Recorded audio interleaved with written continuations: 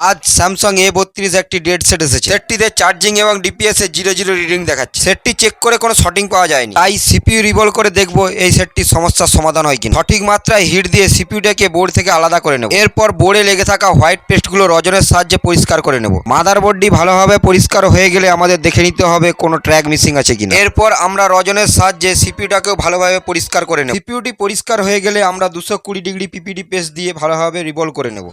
CPU revolve complete হয়ে গেলে এইবারে আমরা থিনারের সাহায্যে ভালোভাবে সিপিইউটাকে পরিষ্কার করে নেব। সিপিইউতে এলোমেলো বলগুলোকে আমরা ফ্ল্যাগ পেস্ট ও হিট দিয়ে সঠিক জায়গায় করে নেব। এরপর আমরা থিনার দিয়ে সিপিইউ ও বোর্ডটিকে ভালোভাবে পরিষ্কার করে নেব। পরিষ্কার কমপ্লিট হয়ে গেলে এবারে আমরা সিপিইউটাকে বোর্ডে ইনস্টল করে দেখব যে আমাদের যে প্রবলেমটা ছিল সেই প্রবলেমটা সলভ হয়েছে কিনা। বোর্ডটিকে থিনারের সাহায্যে ভালো করে পরিষ্কার করে নেব। এখন চেকিং করে দেখব আমাদের ডেড প্রবলেমটা সলভ হয়েছে কিনা। ভিডিওটা ভালো লাগলে অবশ্যই একটা লাইক করবেন, সঙ্গে অবশ্যই শেয়ার করবেন। চ্যানেলে নতুন হলে অবশ্যই সাবস্ক্রাইব করবেন।